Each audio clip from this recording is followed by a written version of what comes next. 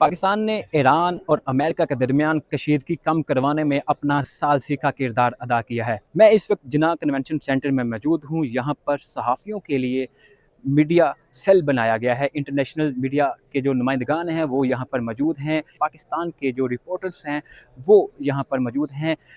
सहूलत मरकज़ में यहाँ पर मीडिया के लिए सहूलियात दी गई हैं, जिसमें बड़ी बड़ी स्क्रीनें नस्ब की गई हैं। अगर मेरा कैमरामैन आपको दिखाए तो यहाँ पर बड़ी बड़ी स्क्रीनें नस्ब की गई हैं। इंटरनेशनल मीडिया जो है वो यहाँ पर मौजूद है और बड़ी बड़ी स्क्रीनों के ज़रिए यहाँ पर अपडेट नशर की जा रही हैं।